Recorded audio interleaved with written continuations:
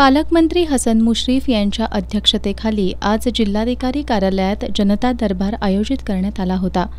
विधानसभा निवडणुकीची आचारसंहिता लागण्यापूर्वीचा हा शेवटचा जनता दरबार होता। यावेळी जिल्हाधिकारी अमोल येडगे, जिल्हा परिषदेचे मुख्य कार्यकारी अधिकारी कार्तिकेयन एस, जिल्हा पोलीस अधीक्षक महेंद्र पंडित, महापालिकेच्या आयुक्त के मंजुलक्ष्मी आदींची प्रमुख उपस्थिती होती। आजच्या जनता दरबारात 270 अर्ज दाखल झाले होते। यावेळी महसूल, पोलीस, महानगरपालिका आणि इतर शासकीय कार्यालयांमधील विभागांबाबत आलेल्या अर्जांवर चर्चा करण्यात आली। संबंधित सर्व अर्ज लवकरात लवकर निर्गत करण्याचे निर्देश यावेळी पालकमंत्री मुश्रीफ यांनी अधिकाऱ्यांना दिले। नागरिकांचे प्रश्न तातडीने सोडवण्यासाठी प्रशासनानं केलेल्या कामांचं त्यांनी कौतुक केलं।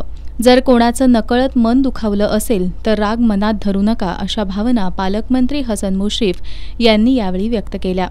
जास्त तक्रारी असलेल्या नगररचना, महसूल, पोलीस, महापालिका अशा विभागांनी लक्ष घालून कार्यवाही करावी असे निर्देश त्यांनी दिले।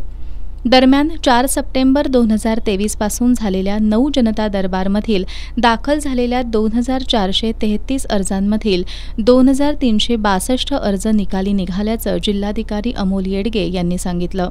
यावेळी इचलकरंजी महापालिका आयुक्त ओमप्रकाश दिवटे, अप्पर जिल्हाधिकारी संजय शिंदे, निवासी उपजिल्हाधिकारी संजय तेली, सहाय्यक संचालक नगररचना विनय झगडे, उपमुख्य कार्यकारी अधिकारी अरुण जाधव यांच्यासह सर्व विभाग प्रमुख उपस्थित होते। सर्वसामान्य लोकांच्या समस्या सोडवत असताना त्यांना वारंवार कार्यालयात यावं लागू नये म्हणून जनता दरबार घेण्यात आले। जनतेचे प्रश्न सोडवण्यासाठी आतापर्यंत 10 जनता दरबार जिल्ह्यात आयोजित केले। मागील 9 जनता दरबारांमध्ये 2433 अर्ज दाखल झाले।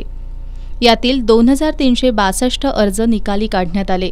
आज नव्यानं नागरिकांचे प्रश्न सोडवू शकलो याचं समाधान आहे, असं पालकमंत्री हसन मुश्रीफ यांनी केलं। महिन्याच्या पहिल्या सोमवारी होणारा लोकशाही दिन आणि जनता दरबार जिल्हाधिकारी कार्यालयातील ताराराणी सभागृहात पालकमंत्री हसन मुश्रीफ यांच्या अध्यक्षतेखाली संपन्न झाला। यावेळी ते बोलत होते। विधानसभा निवडणूक आचारसंहितेपूर्वी जिल्हाधिकारी कार्यालयात पालकमंत्री हसन मुश्रीफ यांच्या अध्यक्षतेखाली शेवटचा 10वा जनता दरबार संपन्न झाला।